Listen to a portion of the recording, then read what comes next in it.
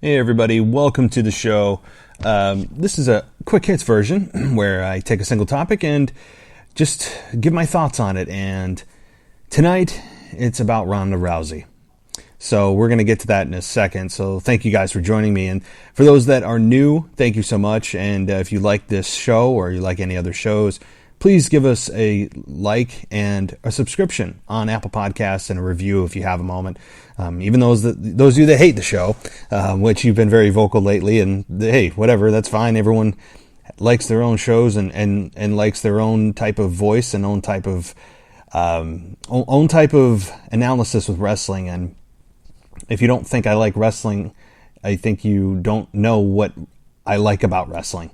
And I know that a lot of people think I complain too much. Well, I've given you guys my feelings on wrestling, and I'm not going to change and to give you a positive spin when I feel that sometimes it's not deserving. I give credit where credit's due, but hey, it's about what I truly feel about the product. So just wanted to say that up front. So anyway, let's get to Ronda Rousey. If you guys haven't seen it, or heard it rather, or seen it, seen it. I have a thing where people say I seen something instead of I saw something.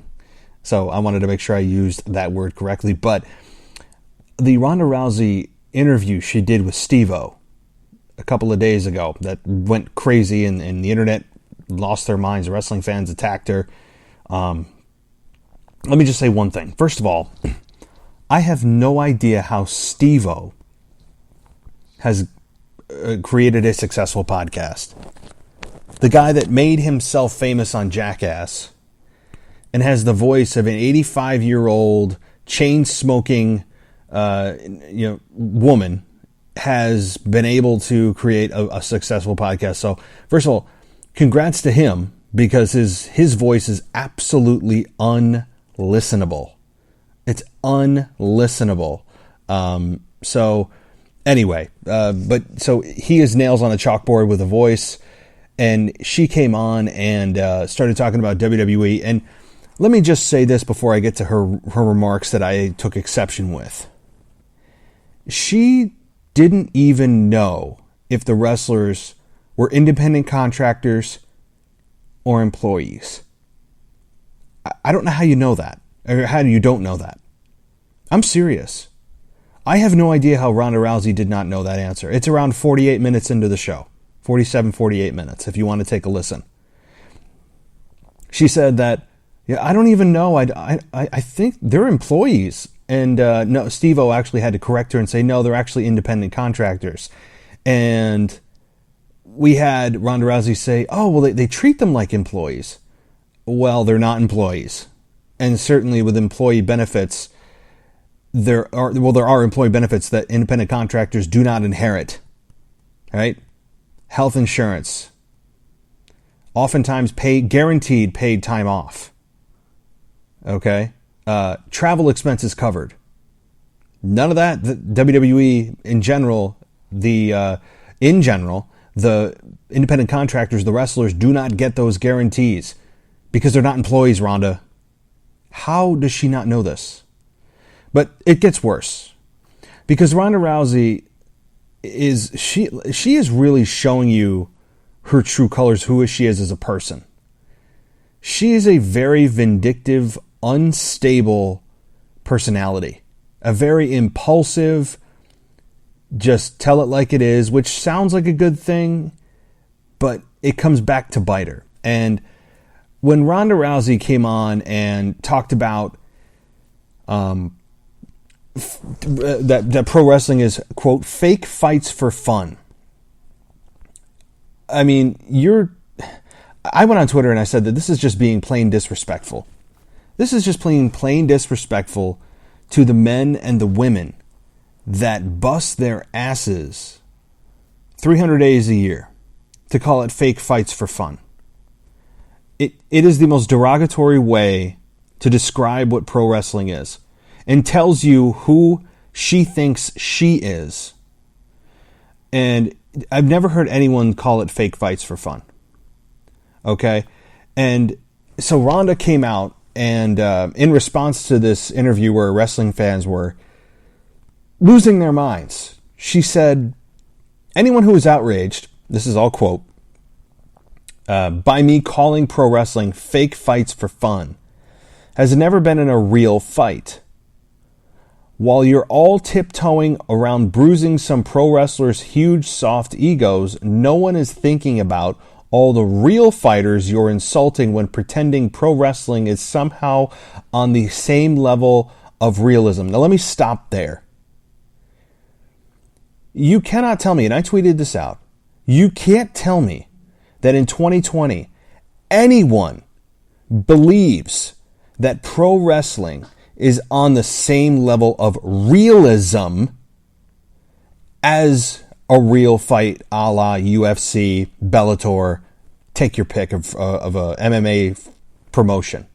That's not the issue. And I don't believe anybody would really vouch for that argument. So she's misunderstanding the argument to begin with. She's not even understanding what people are attacking her for. I said to her, I tweeted at her, and I said, you're misunderstanding. People don't believe that pro wrestling is more real or as real as MMA fights or a real fight. You're disrespecting what pro wrestling is. And we get involved, we get emotionally invested in pro wrestling when that element of realism comes into play. At the end of the day, 99.99999% of fans know that it is not a true real fight. I don't even know if that there is a fraction of 1%. We know this. It's not on the same level of realism. So that tells you right there that she doesn't even understand the argument. She then goes on to say, yes, I understand. Wrestling 300 days a year for years on end is incredibly tough on the body and a difficult profession. But do you know what would happen if you got in 300 real fights a year? You would be dead. Correct. You would be dead. Ronda, you're not understanding what people are attacking you for. It's the disrespect that you show pro wrestling whenever you talk about it. It's the just lack of understanding of what you are and who you're talking to when you talk about wrestling, as if that real fighting is harder. And I guess you could make an argument both ways, that fighting is harder or wrestling is harder. It depends on how you look at it. Because wrestling is tougher on, I think it's honestly, pro wrestling is harder from the perspective of the schedule. Yes, 300 fights a year. No, you know what? I mean, duh. That 300 fights a year would kill you. We know this. That's not the argument. 300 fights a year would kill you, yes. Or you'd be severely brain dead. Of course, the actual in-ring competition between pro wrestling and MMA it's more of a risk of actual injury because you're trying to hurt your opponent, where WWE, you're actually trying to work with your opponent. There is a difference in the actual in-ring competition. Although you could argue the risk of paralysis and death is higher in an actual WWE ring, considering all the stunts and all of the maneuvers and counters and risks that they put themselves at during every single match, especially in today's style. It's more dangerous. It may not be physically harder in the sense that you're trying to hurt your opponent and trying to cover yourself up, but the constant wear and tear on your body is not fake. So these fake fights for fun, she can take that and shove it up her ass, because she is showing a total lack of respect for something she did for over a year. I don't know why or what she thinks is missing here. What in her mind is making her think that a real fight is harder than, say, a 30-minute Iron Man match? Because It may not, what if that fight could last 30 seconds? An Iron Man match or a Hell in a Cell match, you are tearing up your body. The injuries that occur in pro wrestling are often more severe and more frequent than they are in MMA, because you have a referee right there watching every move. They stop the fight as soon as they start to, that person is clearly lost, so that there is no further damage, and they minimize and mitigate the amount of physical damage done to that opponent. I know people are saying, oh, you've never been in a real fight, you've never been in MMA, you've never been in pro wrestling. I don't need to be to understand the risks. Look at the data. I don't need to be in a fight to understand what's harder, right? And I guess it depends on your definition of what's harder. But Ronda Rousey gets on this high horse from time to time and doesn't, I mean, she even hashtag kayfabe killer. As if she's the first one to kill kayfabe, right?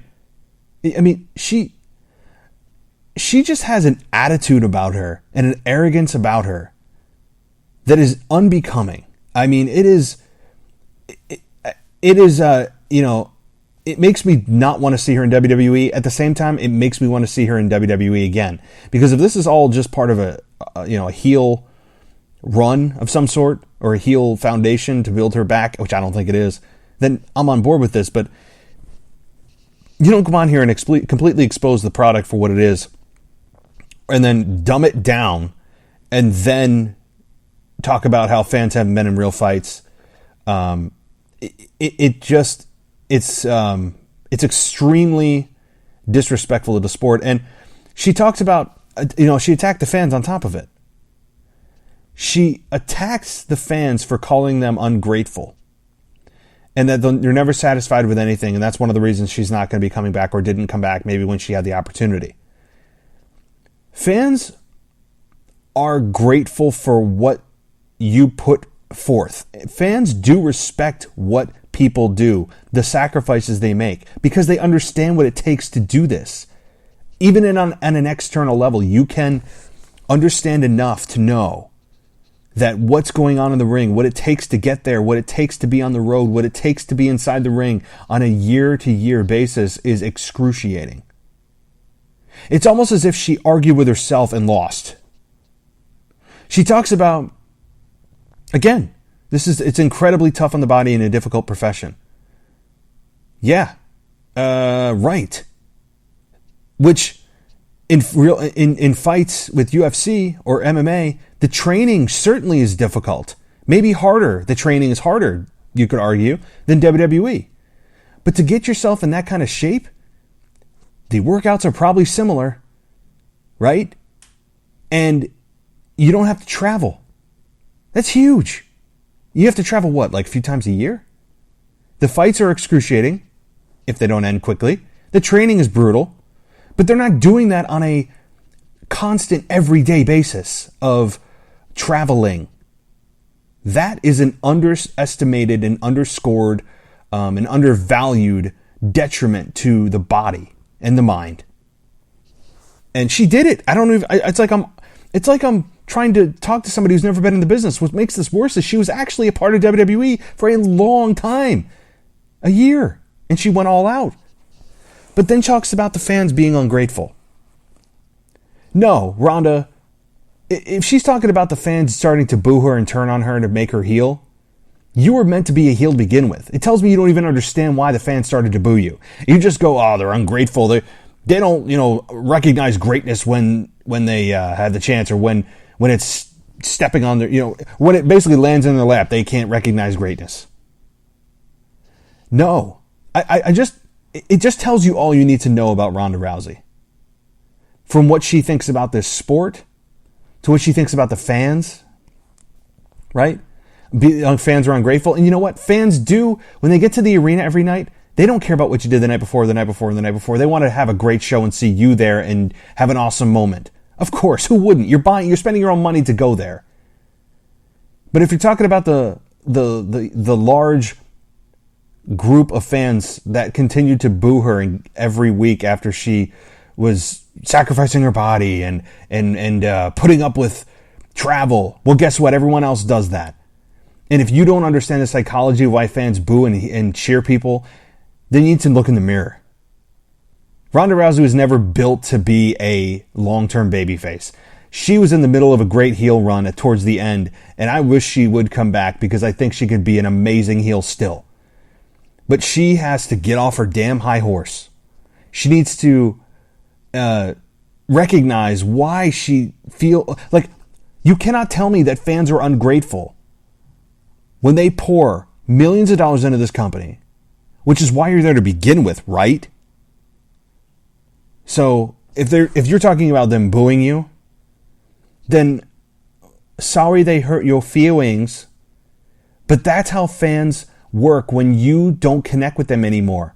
Your promos, towards the end, the promos were weak. They were weird. You're talking about millennials with their avocado toast. Remember that?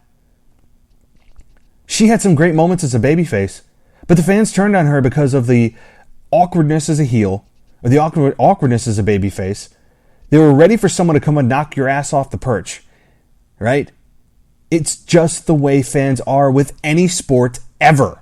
It's not just limited to pro wrestling.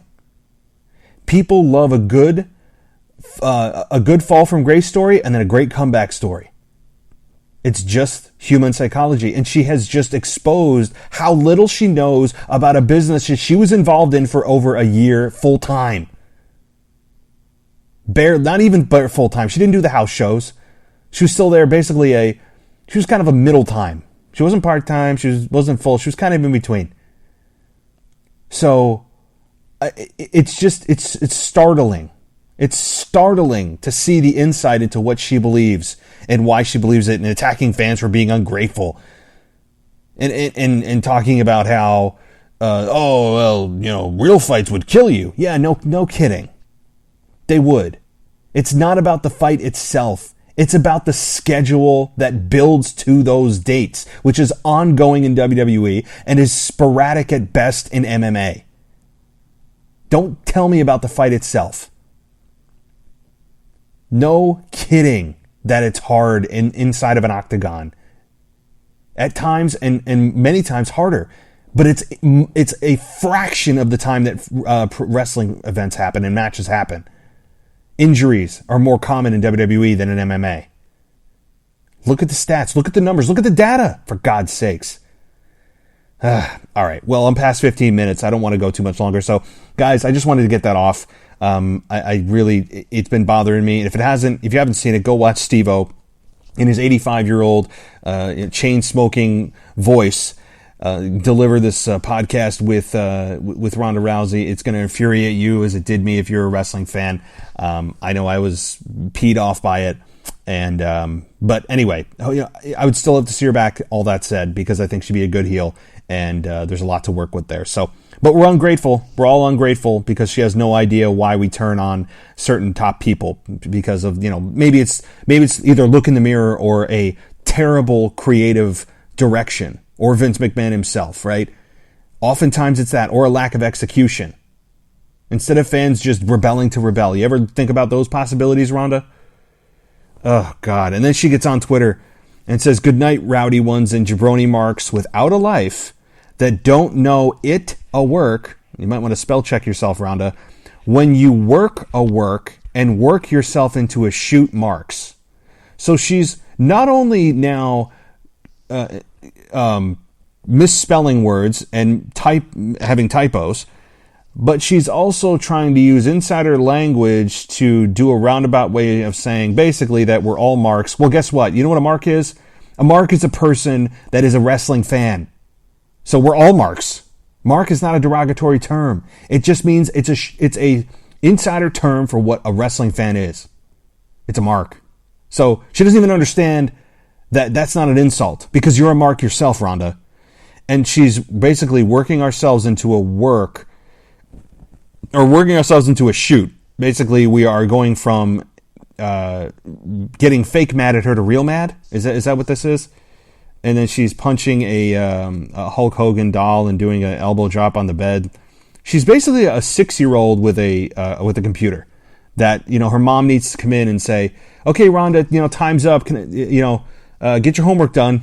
Like, I mean, I feel like she needs some kind of chaperone when she gets on social media or something. I mean, she is just she's a disaster on social media, and many people may appreciate her for telling it like it is. But you know what? If you're that big of a brand, it's not appealing to other promotions that may want to have you, right? It really, and sponsors that may want to strike a deal with you. It's not great, and so she's just, I don't know. She's got a clear. She always has to be on top. She always has to feel like she's controlling the narrative, and she's not here. And the fans have let her know. So anyway, the bottom line is, it's startling to see how little she understands about a business that she's actually was involved in, and seems to have a skewed idea of why fans turn on top people, and about fake fights and real fights, and it's 300 days a year. I know. Okay, well, there's your argument there. You actually argued against yourself. Anyway, go follow her if you want to get pissed off. But I'm done here. I will be back on Tuesday with your Raw review. Thanks, guys, for listening. Go follow me on Twitter at the WWE Podcast, and enjoy your day, night, whatever it may be, and I'll talk to you soon.